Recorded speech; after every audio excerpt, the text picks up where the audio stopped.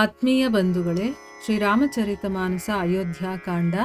ಇದರಿಂದ ಇವತ್ತು ಚೌಪಾಯಿಗಳು ಮತ್ತು ದೋಹೆಯನ್ನು ತಿಳ್ಕೊಳ್ಳೋಣ.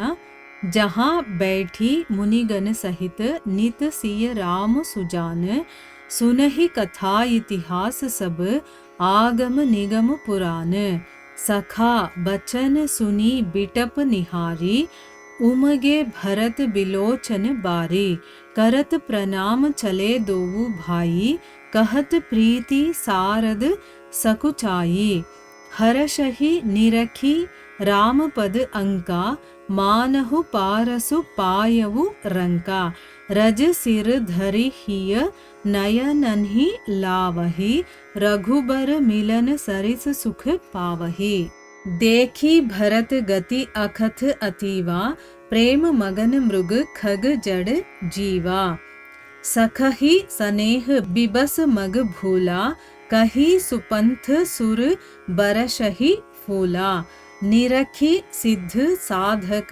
अनुरागे सहज स्नेहु सराहन लागे होत न भूतल भावु भरत को अचर सचर चर अचर करत को. ಇವು ಚೌಪಾಯಿಗಳು ಮತ್ತು ದೋಹೆ. ಈಗ ಇದರ ಅರ್ಥವನ್ನು ತಿಳ್ಕೊಳ್ಳೋದಕ್ಕೆ ಪ್ರಯತ್ನ ಮಾಡೋಣ. ಇಲ್ಲಿ ತುಳಸಿದಾಸರು ಹೇಳ್ತಾರೆ, ಗುಹಾ ಒಂದು ಶಿಖರದ ಮೇಲಿಂದ ನೋಡಿ ದೂರದಲ್ಲಿ ಒಂದು ವಟವೃಕ್ಷ ಇರೋದನ್ನ ನೋಡ್ತಾನೆ. ಅಲ್ಲಿ ಶ್ರೀರಾಮನ ಪರ್ಣಕುಟೀರ ಮತ್ತೆ ತುಳಸಿ ಗಿಡಗಳು ಮತ್ತೆ ಆಲದ ಮರದ ಬುಡದಲ್ಲಿ ಸೀತಾ ಒಂದು ಸುಂದರವಾದಂತಹ ಒಂದು ವೇದಿಕೆಯನ್ನ ನಿರ್ಮಾಣ ಮಾಡಿದ್ದಾರೆ ಅಂತ ಭರತನಿಗೆ ಹೇಳ್ತಾನೆ.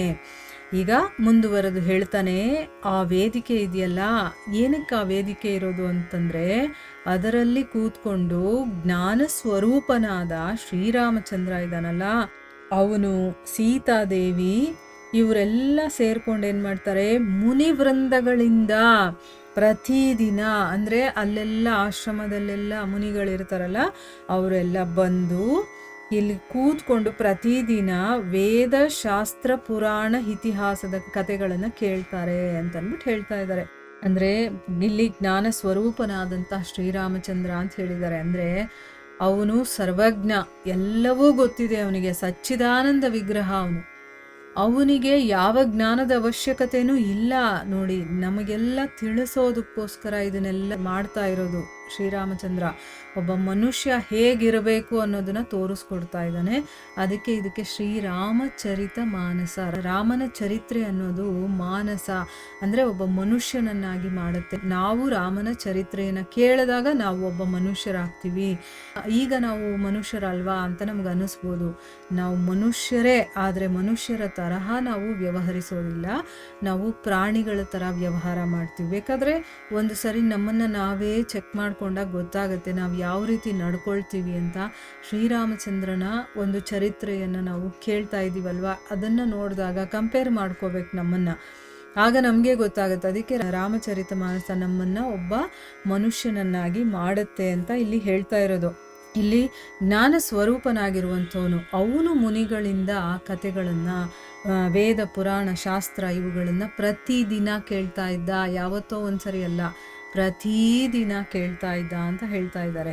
ಸೊ ಇಲ್ಲಿ ಇಂಡೈರೆಕ್ಟ್ ಆಗಿ ನಾವು ಪ್ರತಿದಿನ ಭಗವಂತನ ವಿಚಾರವನ್ನ ಕೇಳಬೇಕು ಅನ್ನೋದನ್ನ ಅರ್ಥ ಮಾಡ್ಕೋಬೇಕು.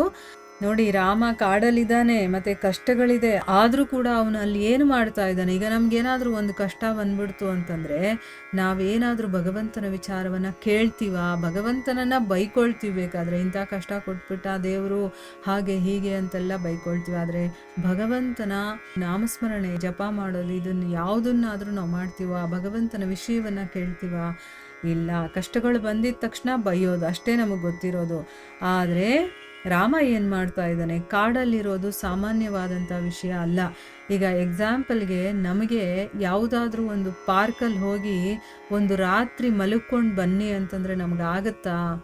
ನಾವು ಇರ್ತೀವ ಆ ಪಾರ್ಕಲ್ಲೇ ಆಗಲಿ, ಕತ್ಲು ನೋಡಿ ಹೆದರ್ಕೊಳ್ತೀವಿ ಫಸ್ಟು. ಆಮೇಲೆ ಹುಳ ಉಪ್ಪುಟೆಗಳಿರುತ್ತೆ, ಹಾವಿರುತ್ತೆ, ಅದು ಇದು ಪ್ರಾಣಿಗಳಿರುತ್ತೆ. ಅಲ್ಲಿ ಒಬ್ಬರೇ ಮಲ್ಕೊಳ್ಬೇಕು ಅಂತಂದರೆ ನಮ್ಮ ಕೈಯಲ್ಲಾಗುತ್ತಾ? ಒಂದು ದಿವಸ ಆಗೋದಿಲ್ಲ. ಆದರೆ ಇಲ್ಲಿ ರಾಮ 14 ವರ್ಷ ಕಾಡಿಗೆ ಹೋಗಿ ಆ ಕಾಡಲ್ಲಿ ಅವನು ಕಾಲ ಕಳೀತಾನೆ. ಆದರೆ ಅಲ್ಲಿ ಯಾವತ್ತೂ ಒಂದು ದಿವಸನೂ ಅವನು ಬೇರೆಯವ್ರನ್ನ ಬೈಕೊಂಡಿದ್ದಾಗ್ಲಿ, ತನಗಿಂತ ಕಷ್ಟ ಬಂತು ಅಂತ ಬೈಕೊಂಡಿದ್ದಾಗ್ಲಿ ಇಲ್ಲ. ಅವನು ಹೇಗೆ ಕಾಲವನ್ನು ಕಳೀತಾ ಇದ್ದ, ಅಷ್ಟು ಕಷ್ಟ ಇದ್ದರೂ, ಅಷ್ಟೆಲ್ಲ ತೊಂದರೆಗಳಿದ್ರೂ ಕೂಡ ಅವನಲ್ಲಿ ಮಾಡ್ತಾ ಇದ್ದಾನೆ ಅನ್ನೋದನ್ನ ನಾವು ತಿಳ್ಕೋಬೇಕು. ಅದೇ ನಾವು 4 ಜನ ಸೇರಿಬಿಟ್ರೆ ಏನು ಮಾಡ್ತೀವಿ, ಬರೀ ಅಲ್ಲಿ ಇಲ್ಲಿನ ಮಾತು, ಅವ್ರ ಬಗ್ಗೆ ಇದೇ ನಾವು ಮಾತಾಡೋದಲ್ವಾ. ಈಗ ಅಲ್ಲಿ 4 ಜನ ಸೇರಿ ಏನು ಮಾಡ್ತಾ ಇದ್ದಾರೆ, ಭಗವಂತನ ಕಥೆಗಳನ್ನು ಕೇಳ್ತಾ ಇದ್ದಾರೆ. ನಾವು ಯಾರಾದರೂ 4 ಜನ ಸೇರಿದಾಗ ಭಗವಂತನ ಬಗ್ಗೆ ಮಾತಾಡ್ತೀವ? ಇಲ್ಲ. ಆದರೆ ಇಲ್ಲಿ ರಾಮ ನಮಗೆ ಕಲಿಸ್ಕೊಡ್ತಾ ಇದ್ದಾನೆ, ನಾವು 4 ಜನ ಸೇರಿದಾಗ ನಮ್ಮ ಜೀವನವನ್ನು ಉದ್ಧಾರ ಮಾಡುವಂಥ ಮಾತನ್ನಾಡಬೇಕು, ಮಾತನ್ನು ಕೇಳಬೇಕೇ ಹೊರತು ಬೇರೆ ಮಾತುಗಳನ್ನಲ್ಲ. ಹಾಗಾದಾಗ ಮಾತ್ರ ನಾವು ಈ ಐಹಿಕ ಬಂಧನದಿಂದ ಬಿಡಿಸ್ಕೊಳ್ಬಹುದು ಅನ್ನೋದನ್ನು ನಮಗೆ ತಿಳಿಸ್ಕೊಡ್ತಾ ಇದ್ದಾನೆ. ಇಲ್ಲಿ ಸಖನಾದ ಗುಹನ ಮಾತನ್ನು ಕೇಳಿ ಆ ವಟವೃಕ್ಷವನ್ನು ನೋಡಿ ಭರತನ ಕಣ್ಣುಗಳಲ್ಲಿ ಪ್ರೇಮಾಶ್ರುಗಳು ಸುರಿತಾ ಇದೆ. ಅಣ್ಣ ತಮ್ಮಂದ್ರಿಬ್ಬರೂ ಕೂಡ ಪ್ರಣಾಮ ಮಾಡ್ತಾ ಆಶ್ರಮದ ಹತ್ತಿರಕ್ಕೆ ಹೋಗ್ತಾ ಇದ್ದಾರೆ. ಅವರ ಪ್ರೀತಿಯನ್ನು ವಾಗ್ದೇವಿ ವರ್ಣಿಸೋದಕ್ಕೆ ಹಿಂಜರಿತಾ ಇದ್ದಾಳೆ. ಅಂದರೆ ಏನು, ಶಾರದೆ ಅವಳು ಜ್ಞಾನದ ಪರಿಪೂರ್ಣ ದೇವತೆ, ಅವಳಿಗೆ ವರ್ಣನೆ ಮಾಡೋದಕ್ಕೆ ಆಗ್ತಾ ಇಲ್ಲ ಅಂತ ಹೇಳ್ತಾ ಇದ್ದಾರೆ. ಅದಕ್ಕೆ ಅರ್ಥ ಏನು, ತುಳಸಿದಾಸರು ನಾನು ವರ್ಣನೆ ಮಾಡೋದಕ್ಕೆ ಅಸಾಧ್ಯ, ಶಾರದೇನೇ ಮಾಡೋಕ್ಕಾಗಲ್ಲ ಅಂತಂದ್ಮೇಲೆ ನಾನು ಎಲ್ಲಿಂದ ಮಾಡೋಕ್ಕಾಗತ್ತೆ ಅಂತ ಅವ್ರು ಹೇಳ್ತಾ ಇರೋದು ಅರ್ಥ. ಶ್ರೀರಾಮಚಂದ್ರನ ಚರಣ ಚಿಹ್ನೆಗಳನ್ನು ನೋಡಿ ಅಣ್ಣ ತಮ್ಮಂದ್ರಿಬ್ಬರೂ ಕೂಡ, ಅಂದರೆ ಭರತ ಶತ್ರುಘ್ನರಿಬ್ಬರೂ ಕೂಡ ದರಿದ್ರನಿಗೆ ಸ್ಪರ್ಶಮಣಿ ಸಿಕ್ಕಿದ್ರೆ ಎಷ್ಟು ಆನಂದ ಆಗುತ್ತೋ ಅಷ್ಟು ಆನಂದ ಅವ್ರಿಗೆ ಆಗ್ತಾ ಇದೆ. ಅಲ್ಲಿನ ಪದರಜವನ್ನು, ಅಂದರೆ ಆ ಧೂಳನ್ನು ಎತ್ಕೊಂಡು ಎದೆಗೆ ಕಣ್ಣಿಗೆ ಎಲ್ಲ ಒತ್ಕೊಳ್ತಾ ಇದ್ದಾರೆ. ಅವರು ಶ್ರೀರಾಮನನ್ನು ನೋಡದಷ್ಟೇ ಸಂತೋಷ ಪಡ್ತಾ ಇದ್ದಾರೆ. ಭರತನ ಈ ಅತ್ಯಂತ ಅನಿರ್ವಚನೀಯವಾದಂತಹ ಒಂದು ಸ್ಥಿತಿಯನ್ನು ನೋಡಿ ಆ ವನದ ಖಗ ಮೃಗಗಳೂ ಕೂಡ, ಜಡ ಜೀವಗಳೂ ಕೂಡ ಪ್ರೇಮಮಗ್ನವಾದವು. ಅಂದರೆ ಜಡ ಜೀವಗಳು ಕೂಡ ಅಂತಂದರೆ ಅಲ್ಲಿರುವ ಕಲ್ಲು, ಮಣ್ಣು, ಮರ ಮತ್ತು ಜೀವ ಇರುವಂಥ ಪ್ರಾಣಿಗಳು ಎಲ್ಲಕ್ಕೂ ಕೂಡ ತುಂಬ ಪ್ರೀತಿ ಉಕ್ಕಿ ಬರುತ್ತೆ ಇವನ ಪ್ರೀತಿಯನ್ನು ನೋಡಿ. ಇವರು ಪಡ್ತಾ ಇರುವಂತಹ ಪ್ರೀತಿ, ಪ್ರೇಮ ಇದನ್ನೆಲ್ಲ ನೋಡಿ ಆ ನಿಷಾದ ರಾಜ ಗುಹ ಇದನ್ನಲ್ಲ, ಅವನಿಗೆ ದಾರಿನೇ ಮರ್ತು ಹೋಗುತ್ತೆ. ಆಗ ದೇವತೆಗಳೇನು ಮಾಡಿದ್ರು, ಹೂವನ್ನು ಸುರಿಸ್ತಾ ಸುಂದರವಾದಂತಹ ದಾರಿಯನ್ನು ತೋರಿಸ್ತಾ ಇದ್ದಾರೆ. ಅಂದರೆ ಅವರು ಯಾವ ಕಡೆ ಹೋಗಬೇಕು ಅಂತ ದಾರಿಗೆ ಹೂವನ್ನು ಹಾಕಿ ಅವರಿಗೆ ದಾರಿ ತೋರಿಸ್ತಾ ಇದ್ದಾರೆ. ಭರತನ ಈ ಸಹಜ ಪ್ರೀತಿಯನ್ನು ನೋಡಿ ಸಿದ್ಧರು, ಸಾಧಕರು ಕೂಡ ಆನಂದಮಗ್ನರಾಗ್ತಾರೆ. ಅವರೆಲ್ಲರೂ ಅವನ ಪ್ರೇಮವನ್ನು ಕೊಂಡಾಡ್ತಾ, ಭರತ ಈ ಭೂಮಿಯಲ್ಲಿ ಹುಡ್ತಾ ಇದ್ರೆ ಜಡ ಚೇತನವಾಗ್ತಾ ಇರಲಿಲ್ಲ, ಚೇತನ ಜಡವಾಗ್ತಾ ಇರಲಿಲ್ಲ ಅಂತ ಅವರು ಪ್ರಶಂಸೆ ಮಾಡ್ತಾರೆ.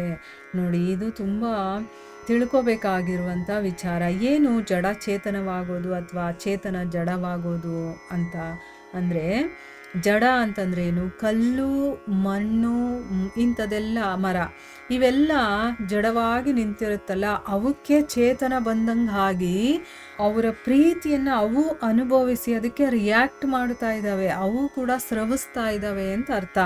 ಇನ್ನು ಚೇತನ ಅಂತಂದ್ರೇನು, ಪ್ರಾಣಿಗಳು ಮತ್ತು ಮನುಷ್ಯರು, ಇವಕ್ಕೆ ಚೇತನ ಇದೆ, ಕಾಣಿಸುತ್ತೆ ನಮಗೆ, ಓಡಾಡ್ತೀವಲ್ವ, ಅವರು ಜಡವಾಗಿ ನಿಂತು ಹೋಗಿದ್ದಾರೆ.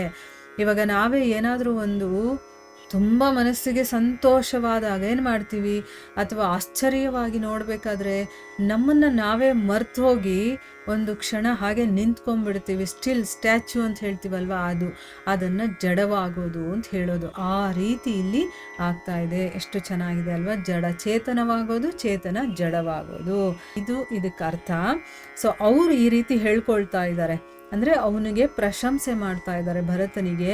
ಅವನು ಈ ಭೂಮಿ ಮೇಲೆ ಹುಡ್ತಾ ಇದ್ದಿದ್ರೆ ಈ ರೀತಿ ಜಡ ಚೇತನವಾಗ್ತಾ ಇರಲಿಲ್ಲ, ಚೇತನ ಜಡವಾಗ್ತಾ ಇರಲಿಲ್ಲ ಅಂತ ಅವರು ಪ್ರಶಂಸೆ ಮಾಡ್ತಾರೆ. ಇಲ್ಲಿಗೆ ನಾವು ನಿಲ್ಲಿಸೋಣ. ಹರೇ ಕೃಷ್ಣ.